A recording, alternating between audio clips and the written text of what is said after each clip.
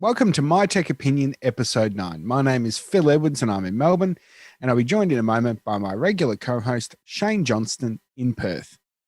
This episode's feature topic will look at social media privacy and some of the things that you can do to protect it. So let's get the show underway now.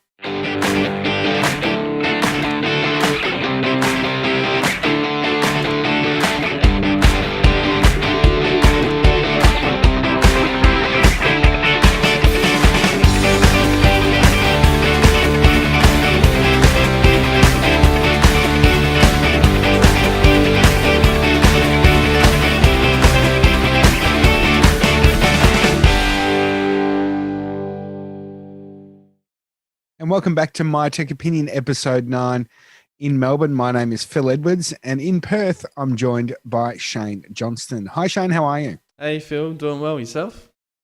Good. We'll get to a little bit more of the niceties out of the way in the moment, but I just want to remind everyone that My Tech Opinion is brought to you by Aussie Tech Heads Web Hosting. For great hosting plans and support, visit athwebhosting.com.au.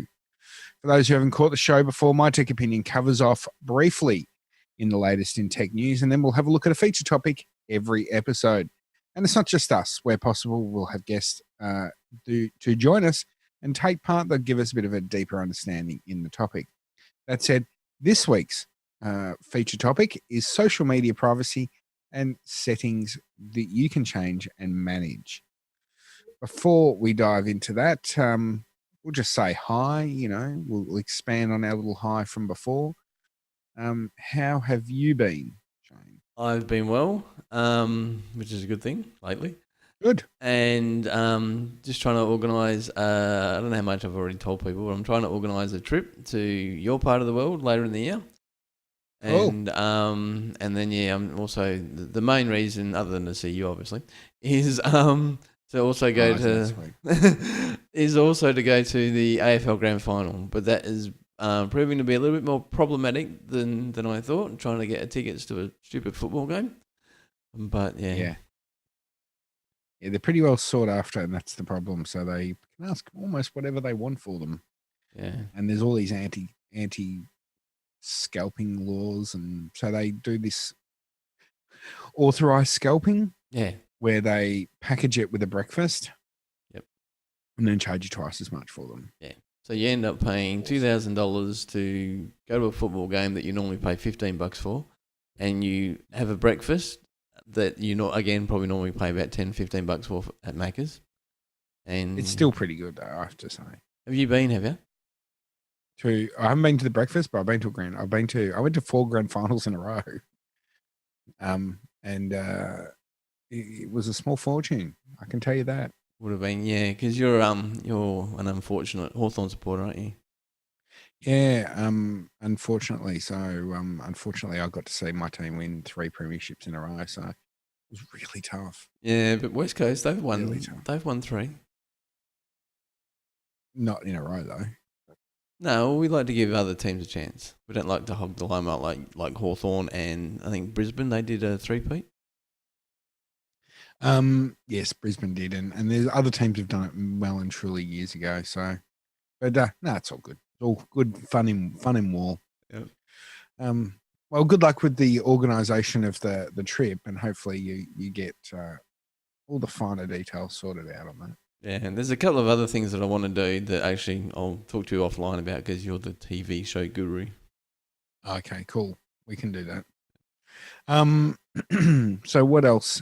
For me, there's not a great deal, to be honest. I've been working, so boring.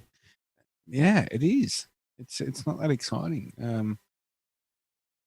I don't have any holidays planned, and well, I do at the end of the year, but that's irrelevant. So yeah, it's just work. So yeah, it's all good. Someone's got to do it. Yeah, I know. Someone's got to keep the country running. Yeah.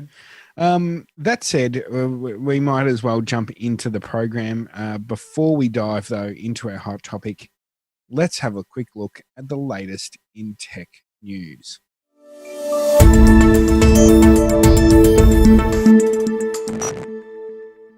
And welcome back to My Tech Opinion News.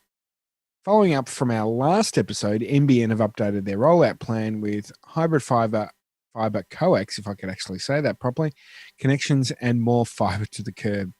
We knew hundreds of additional homes were set to receive the NBN's latest technology. Now we know which ones. NBN Co updated its website in the past week to reveal which 440,000 homes are to be the latest recipients of its fast new fiber to the curb connections, also known as fiber or FTTC. Due to the complicated nature of the changes, NBN has not provided an exhaustive list of the updated locations. Coming from the ABC, they confirmed some of the neighbourhoods affected for this rollout update include in New South Wales, parts of DY, Granville, Parramatta, Rooty Hill and Tweed Heads. In Victoria, parts of Bayswater, Greensborough, Lilydale and Werribee. In Queensland, parts of Cleveland, Springfield and Waterford. South Australia, parts of Hampstead, Paradise, Salisbury and Norwood. And in WA, parts of Ellenbrook, Henleybrook and The Vines.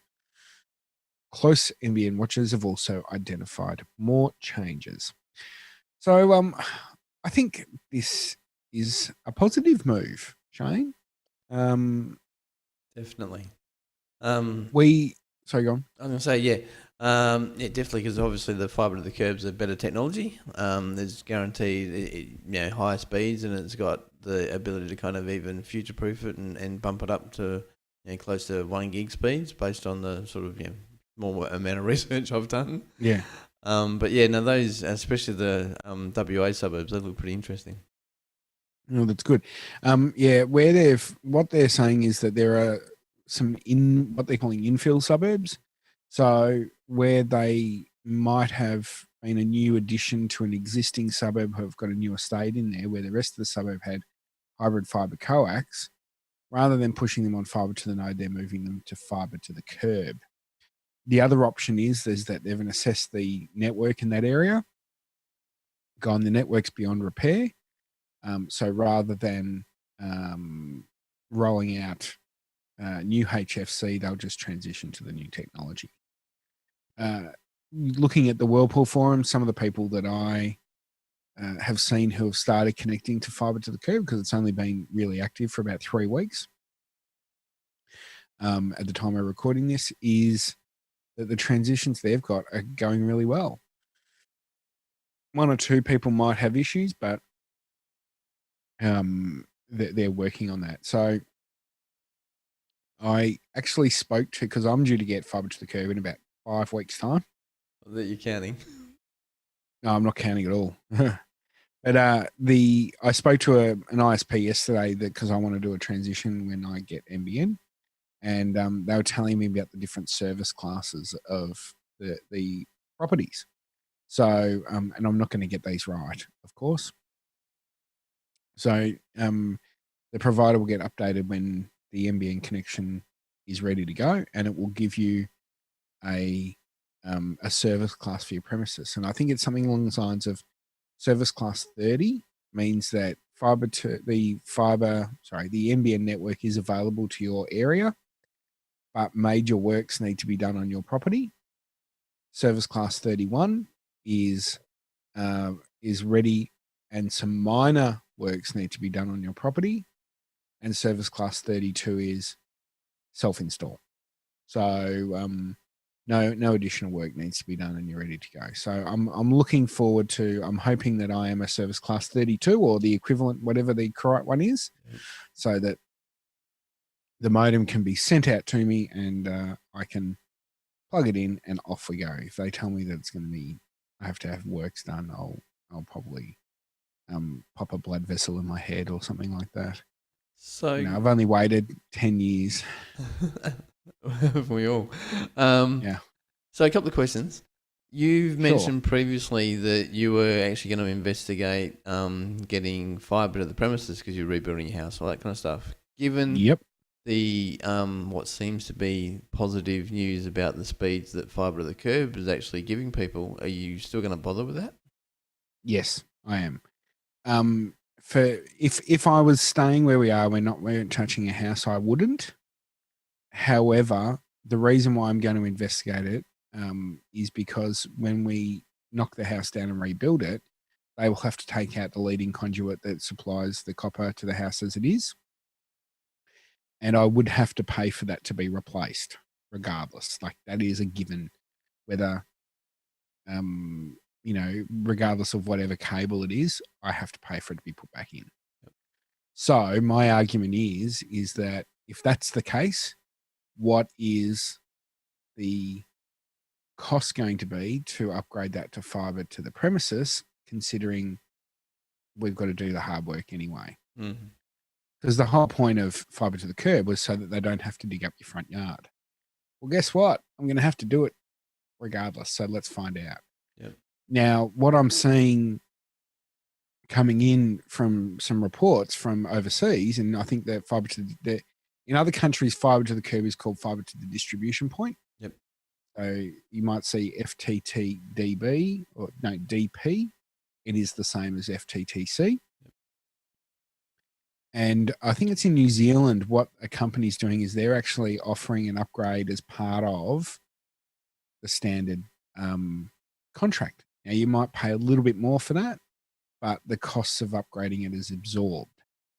Now, the process, because they're using a slightly different technology to the fiber to the node network, the process involves an optical splitter being spliced into the line prior to it hitting the distribution point. Right. And therefore, they they continue the fiber off that line and into your house. Based on the New Zealand prices, that optical splitter is about $1,000, but that can serve up to 4 houses. Oh, okay. So the questions that I will be asking at the time is A, how much is the transition from fiber to the curb to fiber to the premises? B, can that be amortized if that's the process that they follow? Can that be amortized across multiple houses? And see what other houses are on my distribution point to see if they're interested in upgrading. Because I can tell you, if they say it's going to cost $1,000 for an optical splitter and another $500 to install it, I'm making figures up, by the way. Yeah. And you can amortize that across 4 premises. If 3 of my neighbors were interested, that makes it a fairly easy and cheap proposition. Yeah. So the question will be asked regardless, and we'll find out. But the thing is that NBN Co have said, no, we're not going to even consider the the technology choice mix until or even quote you how much it's going to cost until you have an active connection. Odd. Which is just weird. Yeah. Anyway, so and as of this week, they hadn't even updated their website on the technology mix page, technology choice page, to have details about fiber to the curb to the fiber to the premises. So I still think they don't know themselves. No. So these places that have been released or been mentioned for fiber to the curb. Yep. Looking at like Ellenbrook, Henley Brook, and the Vines, they're all suburbs that are kind of butt up against each other. And they were slated to either have, like sometime in the future, or they've already got fibre to the node. Do we know whether, is it these places that were mentioned, are they ones that they don't have anything at the moment, so it's no big deal to give them something else, or have they got no? I'm assuming that those areas don't have anything at the moment. Oh, okay. They were probably slated to be part of the HFC transition, and they've gone, it's all too hard, we'll just do something new for them. Okay. What are they going to do with the old nodes? Do we know? If there's a node there, they're going to try and persist with it. Oh, really? If they need to rip it out, well, then I'll just probably salvage it for parts. Who knows? Yeah. None of the nodes are that old, so it'll be interesting times ahead. Yep. Interesting times ahead. So we'll keep you updated on what's happening on that.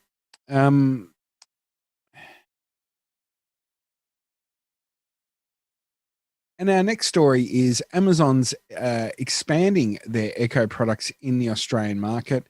They've announced that the Echo Spot A $200 touchscreen product will be added as part of the Amazon Alexa suite as of April 26th in Australia. Oh, I don't know if we heard Alexa. She kept talking again. This was always happening to me. The Echo Spot, though, is a part smart speaker, so you can play, call, and response with it, just like you would with a regular Echo. But it also features a small 2.5-inch display for visual features that include weather updates and video calls. Last year, Australians couldn't even shop online on Amazon, let alone use one of its smart speakers, unless you parallel imported it by buying it overseas and kludged it to work.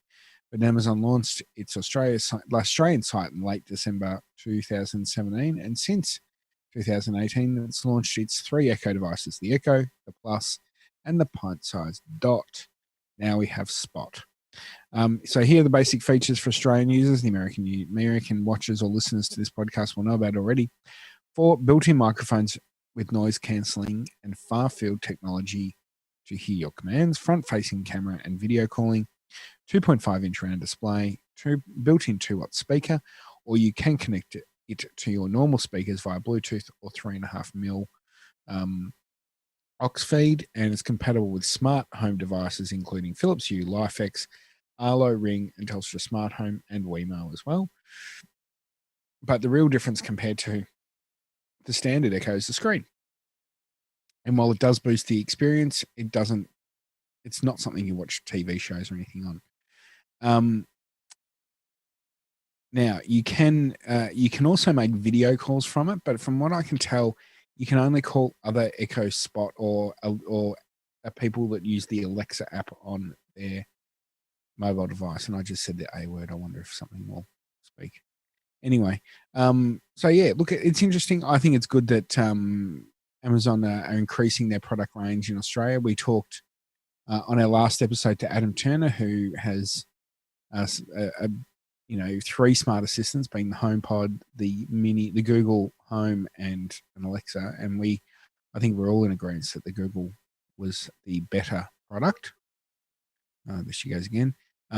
Google was the better product, but Amazon will catch up, and they will catch up quickly. So it's good. It's good.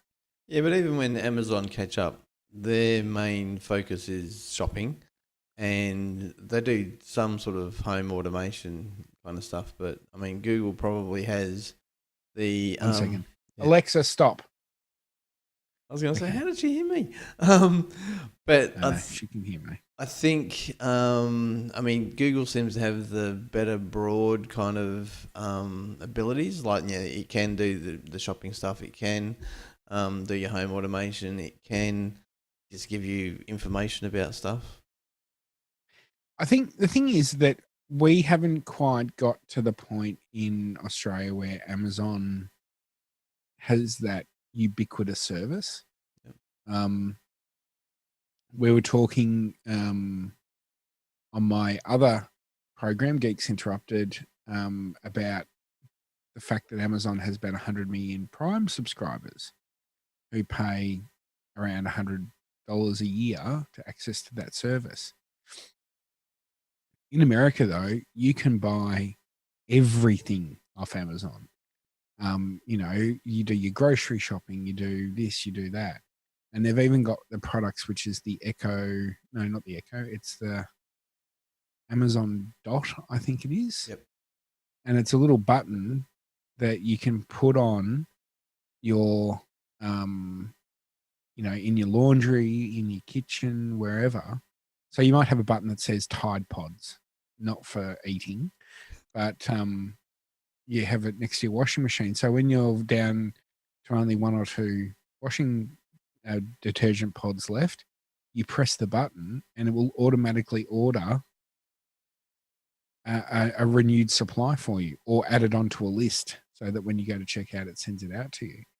And the thing is, when you're on Amazon and Prime, you get free 2-day shipping. So you might as well just press the order and send button, because it's not like I know that in Australia, and you might be the same thing, Shane, that you go, oh, I'll just go to the supermarket and buy a bottle of Coke because I'm not going to pay $1.25 for a bottle of Coke and then $2 to ship it. Mm. Whereas you pay your Prime thing and everything's shipped for free. Yeah. So just use it. You know what I mean? Like you can use it for single things and it builds up Amazon's logistic network. But that said, all the Amazon products all around, you know, they do have the home assistance, but it all drives you back to their services. Yep. So, you know, Amazon bought Ring for $1 billion, but part of that reason is to allow for a security entrance, because one of the things that they're bringing forward with their cameras and things like that is that it will allow you to an Amazon delivery person to put the parcel inside your door of your house, but have the protection to do that. You know, like the Ring and the technology supports that keyless entry. Yep. So, you know, there's all these, everything's about Amazon, you know, and that's fine. That's their business. But yeah, it's cool that they're doing that sort of thing here anyway. So Question. Sure. I mean, we obviously both work in tech, so you would think that Yep. we're into the latest and greatest and we kind of gadget people. But do you still feel odd talking to things? Yes. That's good. It's not just me then. No. I still do. And as we've mentioned on previous episodes, it freaks out my dog. Yeah. So I don't do it as much either. So, but I think it depends on the person though, because often we're so used to using technology that if I typed a command of, you know, play a particular song, like on your streaming music, I can often, by the time the device hears me, understands it and plays it, it will, I could have typed it and searched for it already. Yeah. So, you know. Yeah, I mean, it's handy when you're doing other stuff, like if you're doing housekeeping or whatever, and then you yell out to whichever device you've got, you know, play the 80s music. That's handy. Yeah.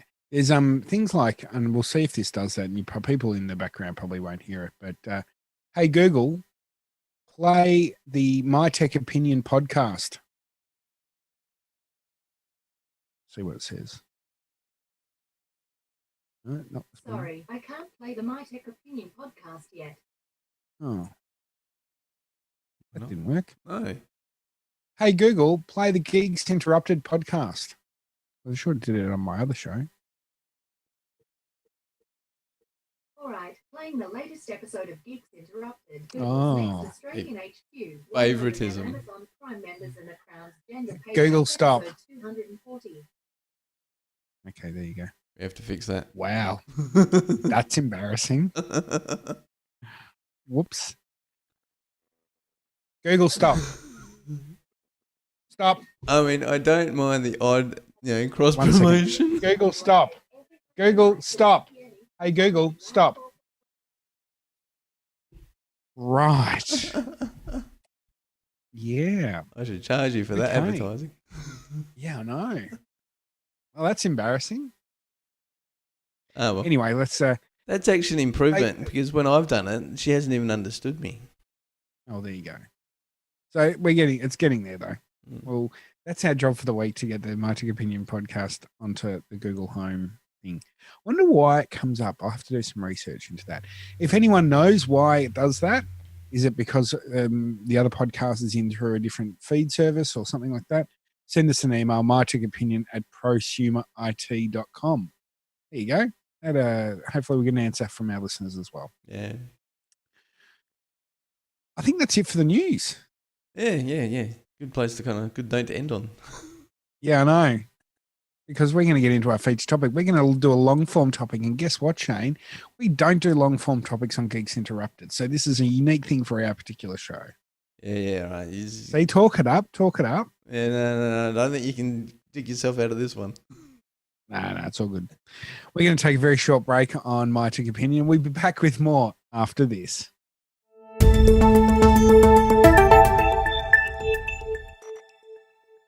And welcome back to My Tech Opinion. It is time for our feature topic. But before we get into that, there was one thing I just, after our little disastrous exhibit before, I thought we'd give it another crack on something else. So I have my phone here.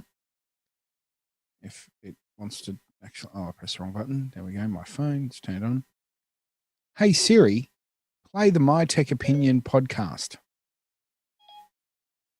Okay, My Tech Opinion podcast now playing. Welcome to My Tech Opinion episode 8. My name is Phil Edwards, Melbourne, and I'll be joined in a moment. There you go. And people have been poo-pooing Siri, saying it's no good. Exactly. I think the main reason is because I'm subscribed to it on my phone. So, and we'll turn that off. Excellent. So there you go. So one of the assistants does work. I'm happy with that. See, it's not all lost. No. All right. Anyway, it's now time for our feature topic. And this week we're looking, this episode, we're looking at social media privacy and security settings. The reason for it is we've talked previously about the Facebook issue with Cambridge Analytica and what data is being shared out there. And it has brought in larger conversations about what people can and can't see in your profile. So we thought we'd touch on it and look at some of the things that you can change and also what the companies collect from you in terms of your social media profiles and how they use it. Now, one of the things, Shane, that came out of the Congress hearings with Mark Zuckerberg was that that they said Mark Zuckerberg suggested that they might look at a paid Facebook plan where your advertising or the access to advertising would drop as a result of that in terms of the information shared from your profile. Now, what that cost would be, they haven't suggested it. They've argued that someone has argued that based on the revenue that they've got in and that sort of thing, it could be around $150 US a year. But we'll see what happens when it happens, to be perfectly honest. So we're probably going to focus on Facebook today because they tend to be the biggest aggregator of information, and some of the other services that they own impact that. But of course, there's also other social media networks out there. And the reason why we want to focus on Facebook, I suppose, is because not only do they have the Facebook platform, but Facebook also own the WhatsApp messaging app, and they also own Instagram. Yes. And I'm not less so on WhatsApp, but with Instagram, it's all combined. So if you wanted to do an advertising campaign on Facebook, you can actually include Instagram as part of that. And choosing, images that go out on the different platforms, all from a single console or from a single spend. So it's a pretty powerful tool. The other thing is, the mantra goes, if you are getting something that's quite well featured like Facebook and you're getting it for free, chances are you're the product. Yep. So really, you might be getting it for free, but really you're not. No. That's the thing to remember as part of that. So yes, sorry, I'm just hearing some audio feedback, and I thought it was coming out of my laptop, but it's all good. It's all good. So I'm trying to think of where do we start. To give you an idea of the type of information that Facebook have about you, shared screen, Shane. Mm-hmm. I recently downloaded my Facebook profile history. Let me just go to that. Which everyone can request and do and download. Mine came in at around 110 megabytes in a zip file, which you download. And it's a nicely prepared little thing that has basically everything that you've done on Facebook since you've signed up. Now, if you're an oversharer and you like telling everyone the color of your underwear or, the consistency of what you did in the toilet this morning, then it will all be listed in your Facebook history. I am It doesn't appear to be set up, so just give me a minute while I do that. I'm going to switch to the single shot. Okay. So there's a few things on there.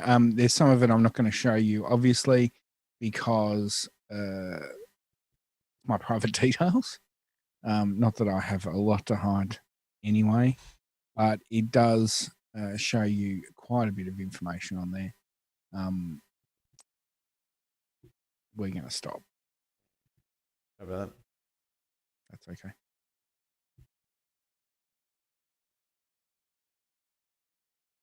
That's what I wanted. There we go. I thought it would have kept it from last week. Or from, last time. Oh. Where were we at? You said something along the lines of you're going to show what's been downloaded from your Facebook, and then you said if you get me to just do that. I've just done that. Yep. Okay, so we'll just go from there. Yep. So on this, so Shane's brought up the a list shows the history of my Facebook profile, and you can see on the left hand side it's got a list of different things that you've liked or shared. There is your profile there, which will have information that you've added in. There's also contact info, and if you've shared your allowed Facebook to access your contacts, it has all of those contacts in there as well. Then it also has your timeline. So if anything that you've added or shared to your timeline in a text form, it's there and it's long. And if we said, and I'm not going to actually press the print button, but if we said, let's print, show details, and does it say how many pages? We'll save it as a PDF and see what happens. Save. And it's going to do that, and we'll find out how many pages it would be if you printed it out on A4 in a moment. So, no, that's just completely killed that. So that's all good. We'll bring that up. This is really good radio at its best, or podcasting at its best. Hang on, downloads. Show all downloads. Good work. Let's just minimize that and we'll have a look and see what it does. HTML downloads, and here we go. A little bit's timeline. And we'll expand that out to full screen. So it's got 162 pages if I printed it out. So that's a lot of trees. Yeah. So you can see there, as we go through, you go 6 of 162. You can see that that's a lot of information. And that's purely on the timeline tab. It's got a list there of all the photos you put through, even things like a kitchen renovation that I did. Stuff on podcasts, Chinese food, trips to New York, Hong Kong, weird sort of stuff. Videos that you've shared, your friends list, messages, all that sort of stuff. So you can see there that it has a lot of information, but the next thing that it has is an ads tab, and it has ads topics. This is the information that it would collect about you and how it determines what advertising to actually push to you. And this could be based on likes or ads that I've watched or interacted with. And you can see here, America, the band, States and Territories of Australia, Tasmania, health, Back to the Future, which is unsurprising, podcast, the Today Show, Disney.com. The list goes on and on and on. And you can see there it even has what ads I've clicked on. It's pretty full on. It is. Have you actually downloaded yours at this stage, Shane? No, I haven't. And I was just going to say, did we want to show? I don't know if we can do that without kind of showing private stuff. But can we show how to do that? Yeah, no, we can. We can. So the whole point is that really having access to that information is something that happens regardless. Now, actually, let's do something else. So the one thing is that before we get into there, because it's going to show up at the top of the screen, Firefox have actually released a plugin called the Facebook container, I think. Facebook container Firefox. And this is a little plugin that you can add in from the Firefox website that when there you go, the Facebook container extension. And when you install it, it will cordon off Facebook on your browser so that it doesn't interact with the other cookies and things like that you have when you access your Facebook account. So you can see here at the top, it has this little blue bit where it says Facebook, and that shows that we're in a container environment so that it won't start cross-pollinating. So I would recommend if you're a Firefox user, use that. And I'm sure that there'll probably be other things coming out soon for your individual for the different browsers that you use. I'm sure you're probably a Chrome user, Shane. Yeah, I am. Yep. Yep. So I've moved over to Firefox primarily these days. But of course, there are times I still use Chrome or I use Safari, and I always use Safari on my iPhone because it's the default. And so we go from there. So anyway, if you can go into the security section on your Facebook profile, and you can see here that it has security and login information. So it shows devices that I'm currently logged into. So for example, I'm logged in on my Mac laptop and that's active now. There's also, the different types of browsers. You can see that there's all different types of things that we've got there. Different iPad versions and things like that, whether it be iPads that I no longer have or no longer use. Changing your password, two-factor authentication, which I need to actually set up. But you can have all these different things that you can set up. Now, if we look at privacy, so this is probably a good one. We might try and zoom in on that a bit. Privacy settings and tools. Who can see your future posts? You can say friends. You can edit that to be friends, public friends of friends and things like that. Review all of your posts and things you're tagged in. You can use activity log. Limit the audience for posts you've shared with friends or public. So you can limit past posts. And then it also has settings on how people can find and contact you, who can send you friend requests, who can see your friends list, things like that. And you can update all of those individual settings. And the one that I've done is, do you want search engines outside of Facebook to link to your profile? I've said no, so that it will stop things like Google bots and what have you when they start scrolling sites. A lot of these settings which were open, particularly if you've been on Facebook for a long time, a lot of these settings were open. Facebook has gone and changed those profiles to limit them down since, which is good.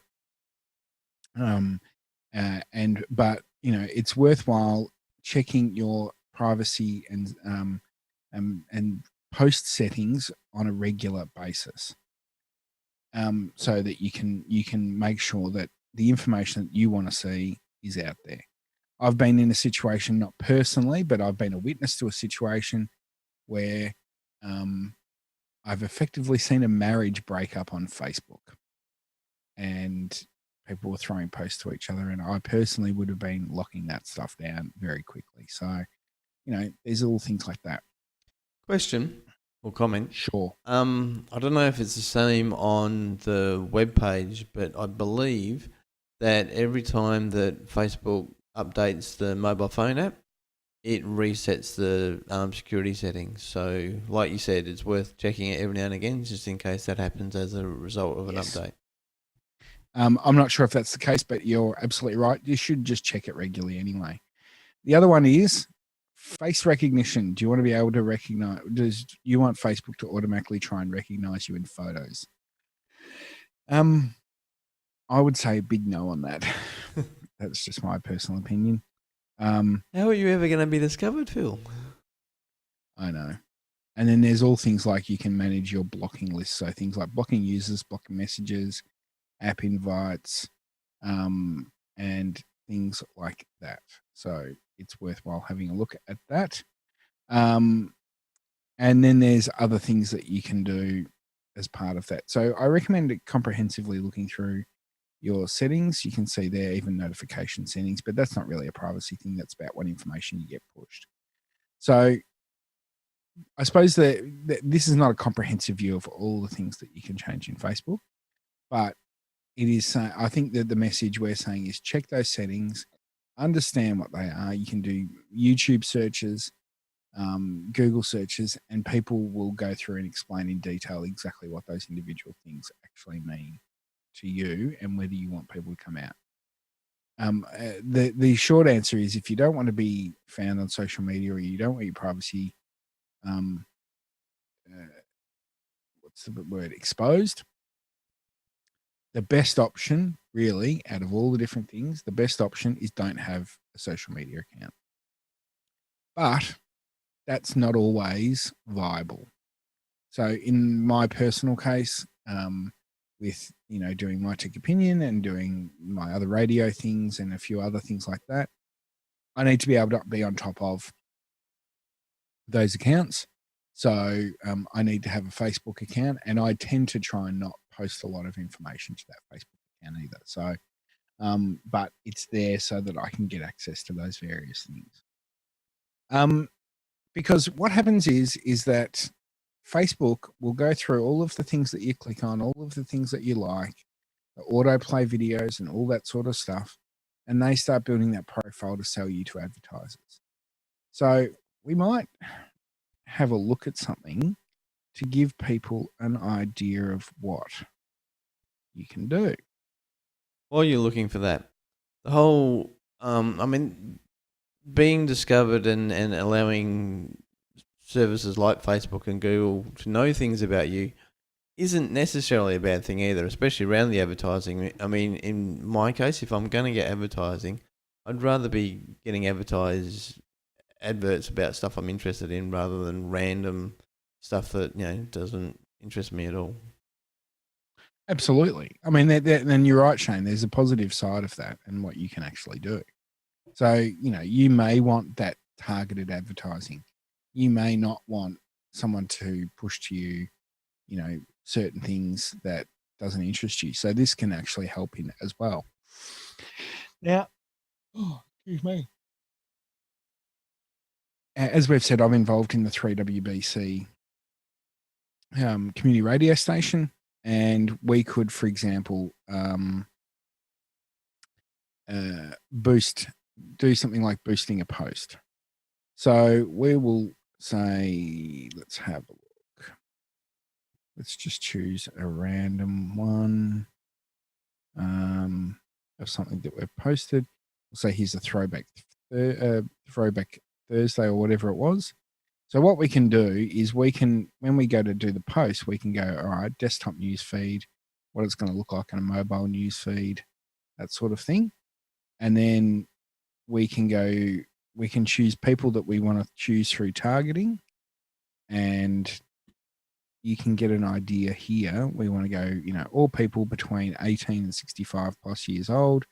And then we can add demographics and targeted behaviors and things like that. So all of those profile things that we talked about before, this is where for advertisers, it starts making sense. So for example, the radio stations in the in the municipalities of Whitehorse and Boroondara. So we can type in the word Whitehorse, and You get everything other than the white horse you want. Yeah. So let's have a look.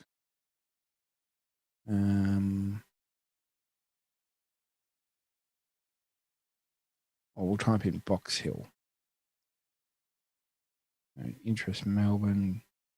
So Box Hill, Victoria. There you go. So we can add in Box Hill in Victoria. So it puts this in as an interest, and you can keep adding those interests. You might say community radio. And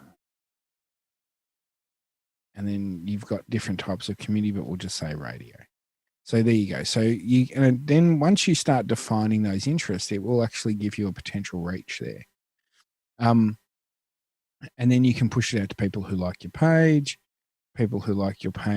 and their friends, new audience, and things like that. So new audience December was setting up you can set exclusion targeting and things like that. So you can set up different things, including a budget of how much you want to spend.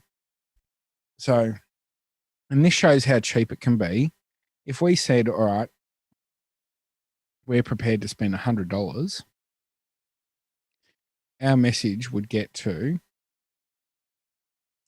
and we'll spend it for one day, $100 for a day, and we could get up to 14,000 people seeing our message.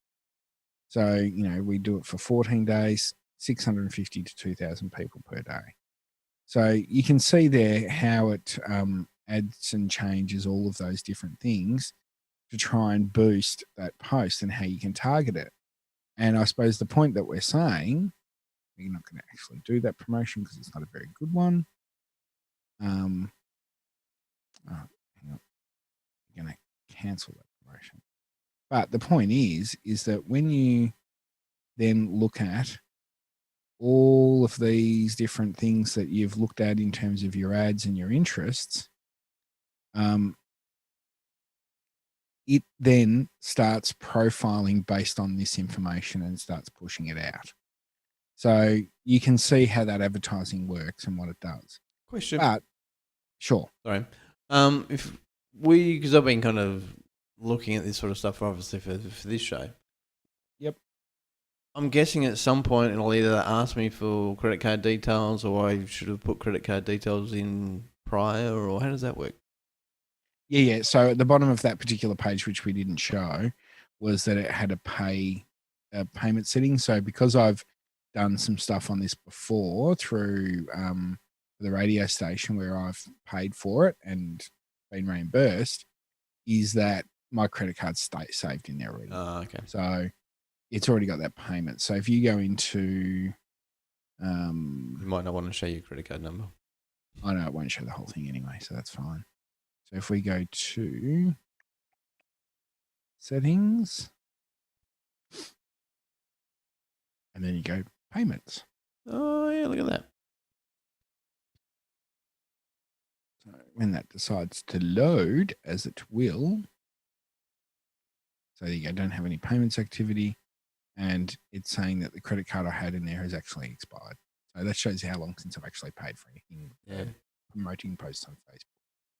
So yeah, so there's those changes that occurred, and you can see, billing information, and things like that. So yeah, it goes in there. But I suppose that what it leads back to is, and that shows you how an ad is created in a very, very, very simple sense.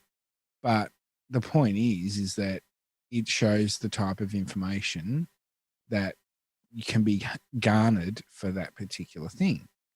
Now, the thing that it comes down to is that you go, well, okay, in the case of me promoting a post from a radio station, that's great.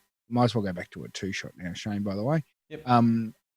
While that's all very well to promote that, I'm doing that because we just want to get the name of our community radio station out. However, what's happened in the case of the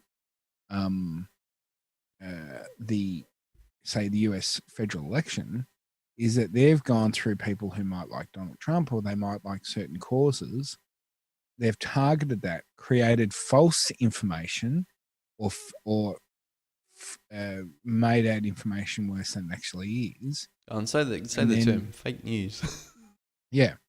And then what they've done is that they've pushed that information directly to those supporters to try and mobilize them and change the result of an election. So the issue then is there's a difference between advertising and making shit up, to be perfectly honest.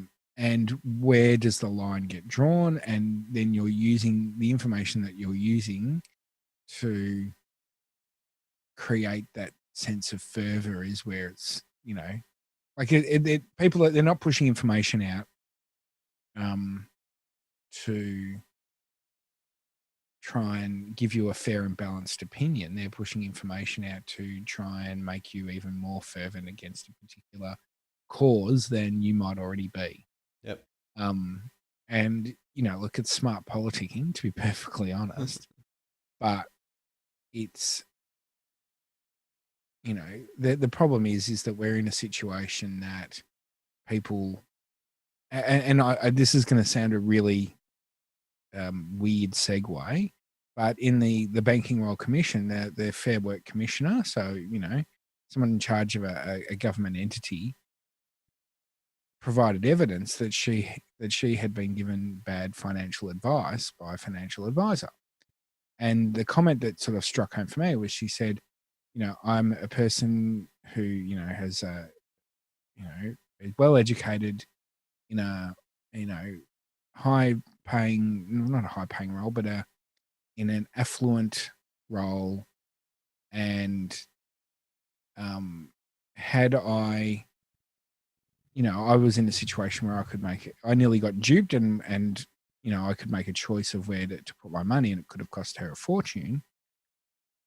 The converse side of that is, well, what happens to people who genuinely don't know what to do, who genuinely don't have the experience and the knowledge to identify those issues?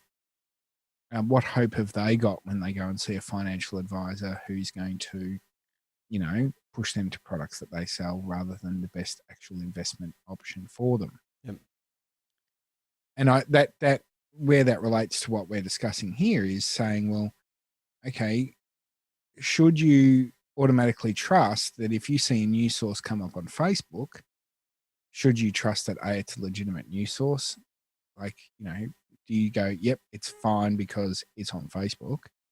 And then because you've created a level of trust in that particular news source, you then go into actually listening to the message that they tell you. The thing is that, well, 50% of the population will go, that's bullshit, I'm not going to listen to it. Through the analytical information and the quiz that Cambridge Analytica did and the likes of the people that shared their information, what have you, they were able to identify the people that would be most susceptible, within reason, to actually taking on the message that they push.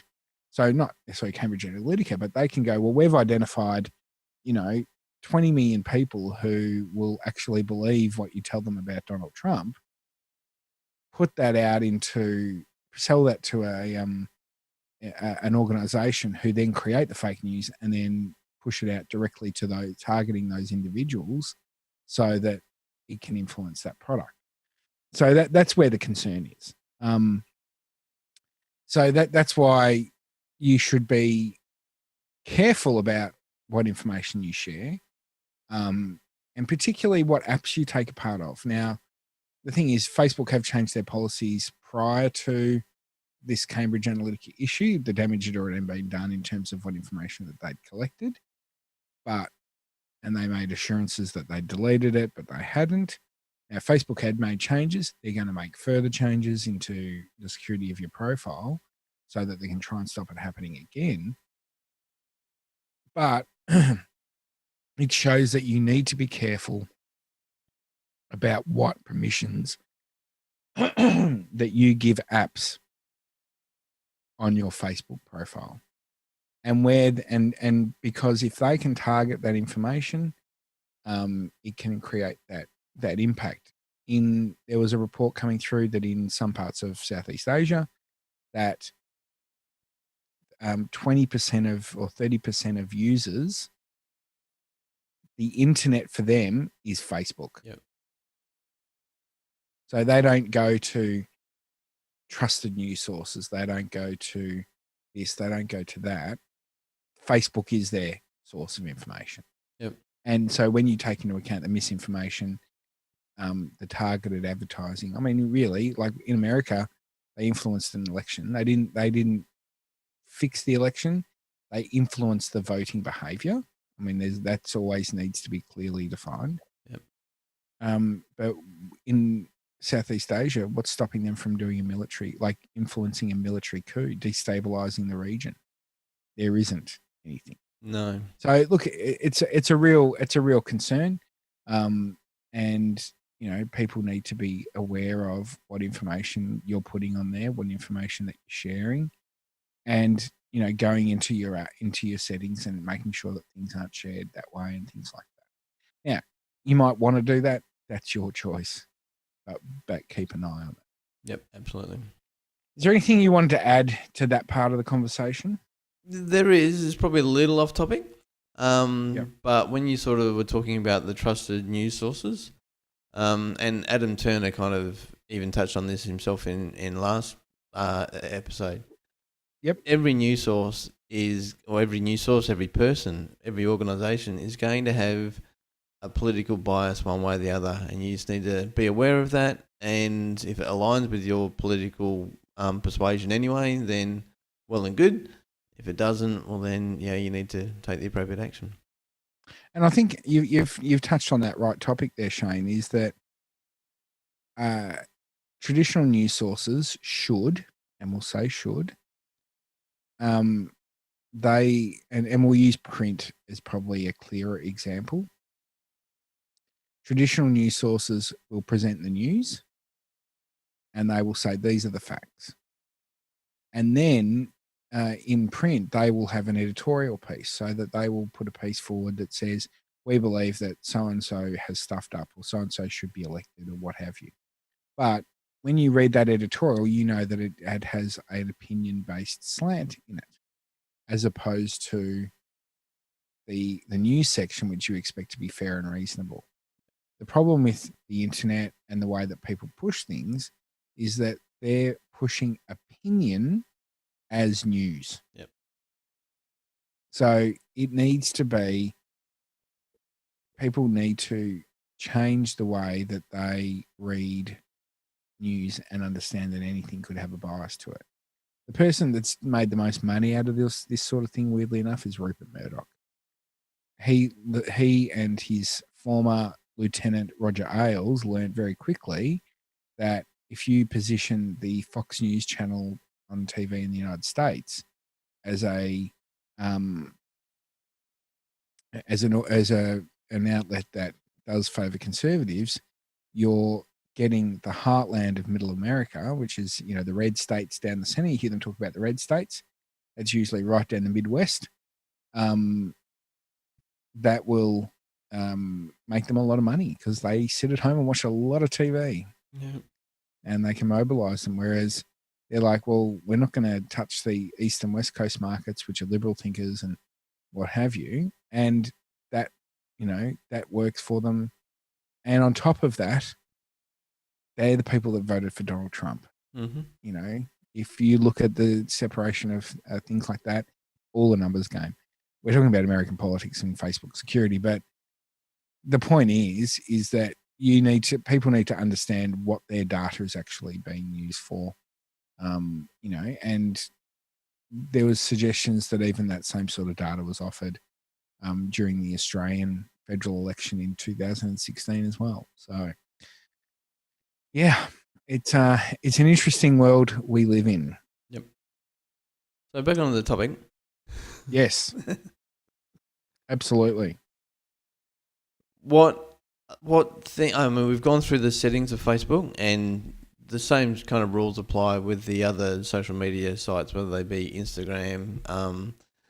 Even if you're still one of those people that use Google Plus or Google Hangouts, those sorts of settings, and similar settings will be available there.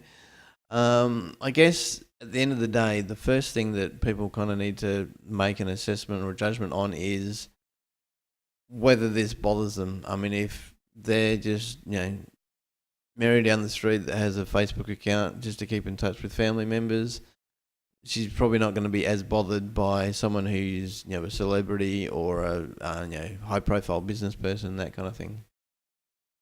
Yeah, absolutely. You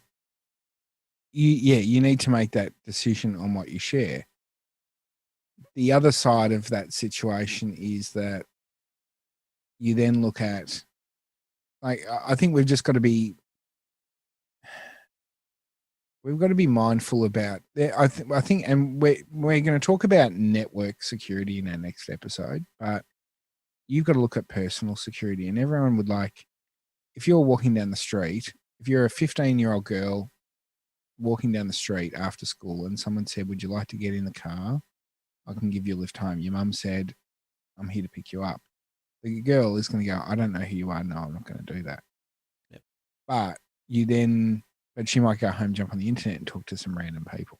Yeah, but it's the same thing. Because there's a false sense of security. So there's a couple of lines that you need to look at. So there's your internet, your privacy from a Facebook perspective or a social media perspective about what information that you're sharing to a corporation who's using you as a product.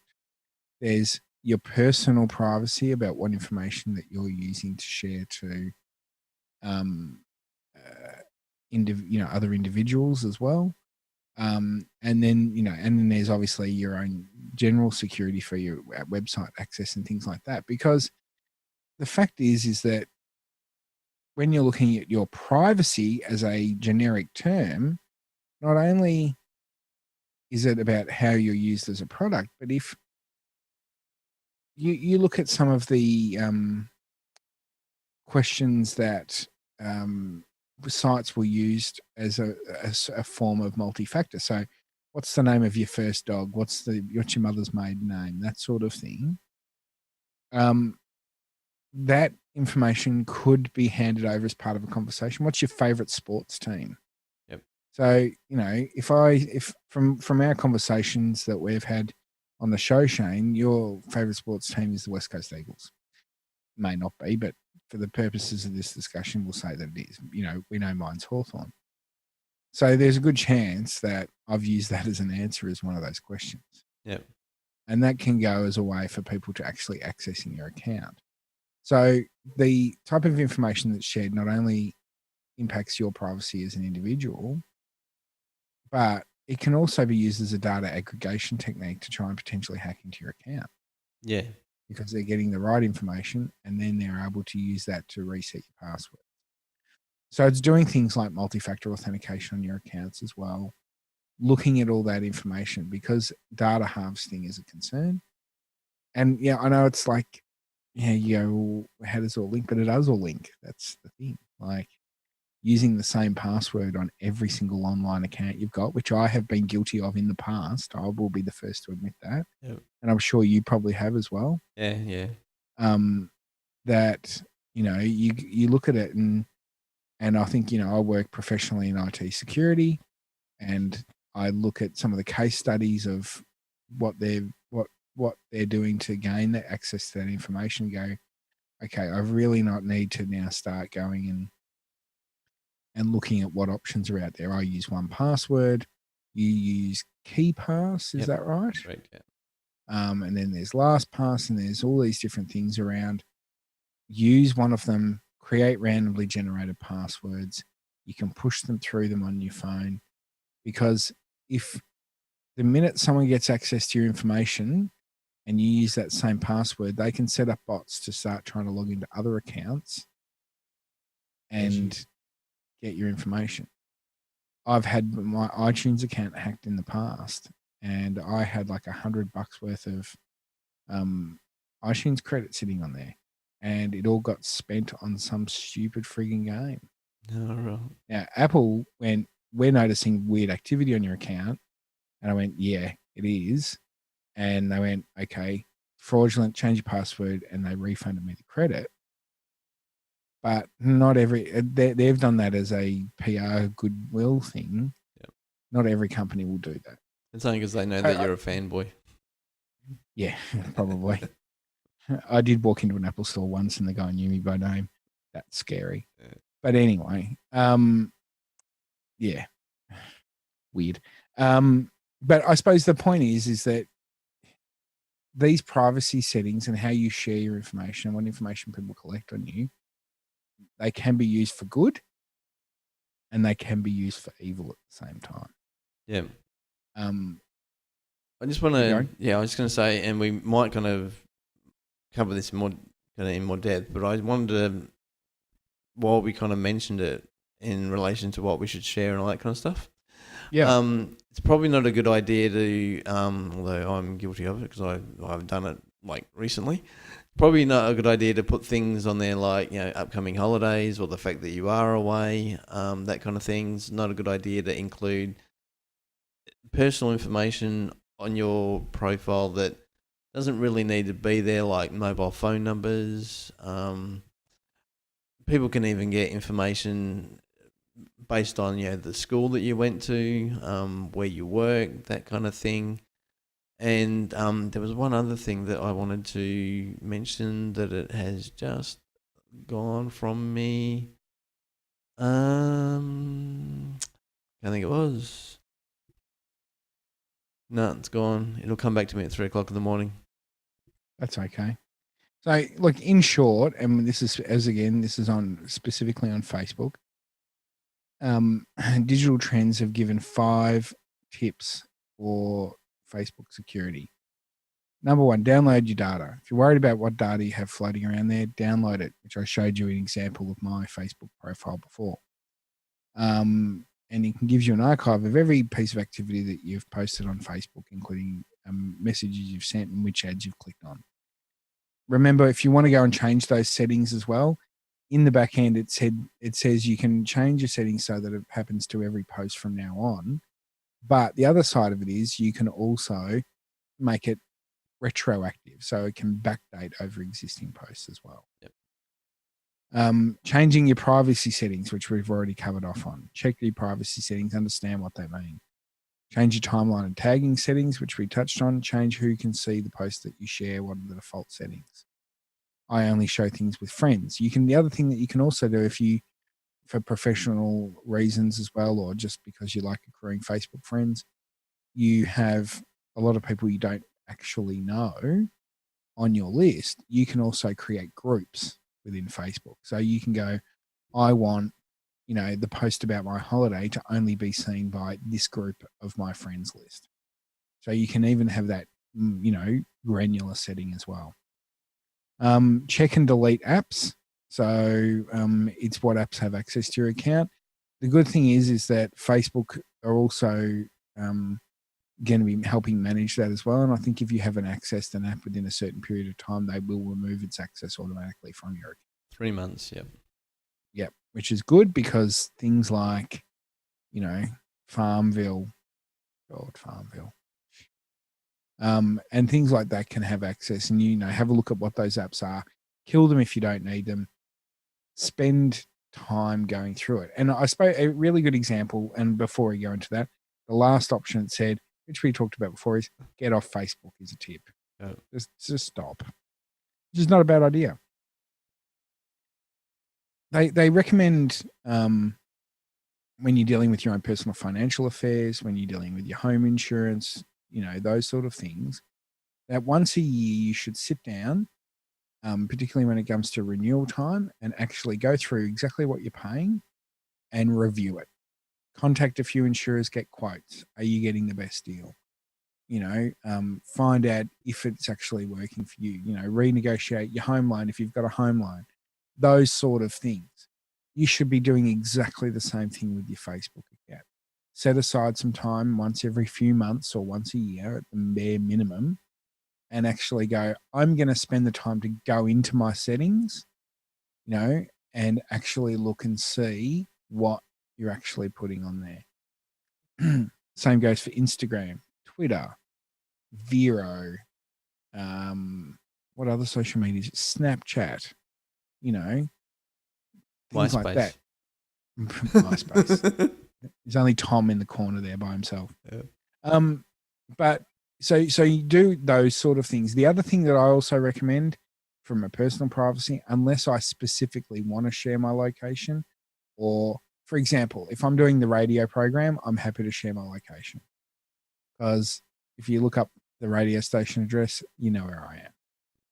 But if I'm posting from home, I don't automatically share location, because you don't want, to have it track exactly where you are. And the phones these days are creepy enough as it is, because it will, when I get in the car and drive home, my iPhone automatically goes, 25 minutes to home. Mm. Or on a Monday when I go and do my program at the radio station, it goes 40 minutes to the right to get to Box Hill. It automatically knows through learned behavior that on Mondays I go to Box Hill, Yeah. which is scary. A couple other things. I remember what I wanted to Yes. talk about. Those questions that you get answered, what's your favourite colour, all that kind of stuff. You don't Yep. have to provide accurate information. You could sort of say, Exactly. what's your favourite colour? And you could put down, chocolate or, something along those lines.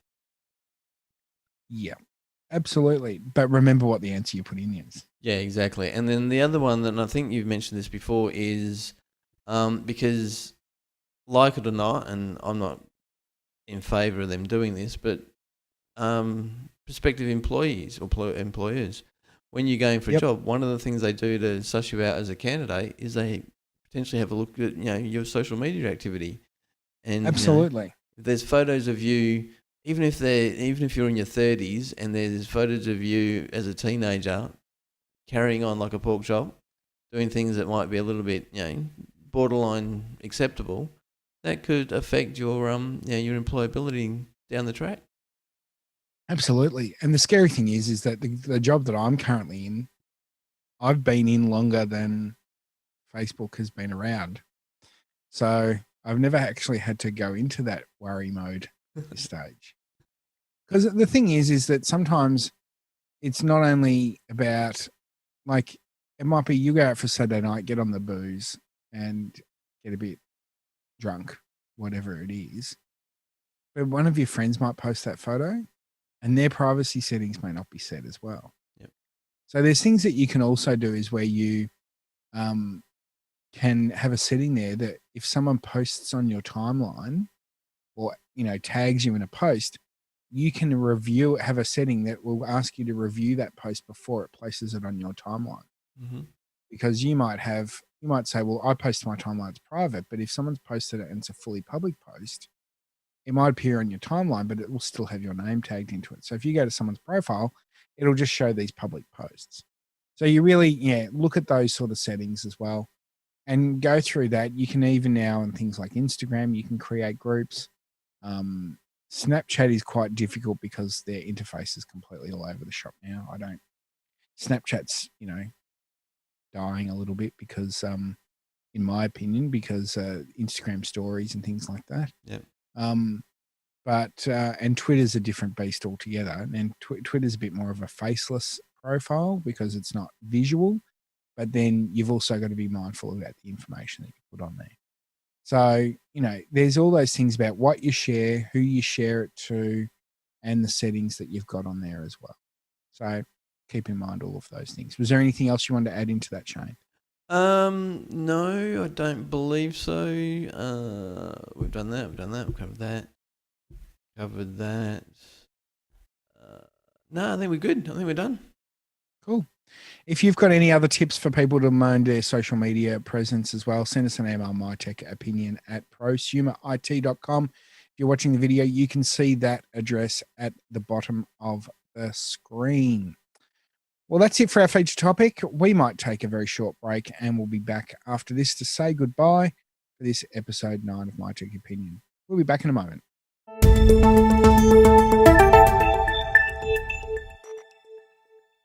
It's time to bring the show to a close for another episode. Thanks for joining us on episode 9 and thanks for your input, Shane. No problem. Always keep me on track. Remind me of things that I keep forgetting to talk about. Next episode, what are we talking about? We're going to do network security. So it's kind of related to this topic and related to the topic a couple of episodes ago. We were talking about Wi-Fi. We're kind of bringing it all together. Awesome. Looking forward to it. So that episode will be out soon. So make sure you keep your eye out for that. Remember, if you'd like to send us an email, mytechopinion@prosumerit.com, or you can visit the website, prosumerit.com/MTO, and all the different feeds and ways you can listen to us are there. There's the YouTube link, and there's also the podcast link as well. Remember, if you're downloading us via your Apple device, log into leave us a review. 5-star reviews are preferred because it gets us noticed and pushed up the list, so other people can hear us talk shit for an hour and a half, because that's what we write, how we roll. Yep. But thank you very much for joining, Shane, and we will see you on episode 10 of My Tech Opinion. Absolutely. Bye. See you, everyone. Bye.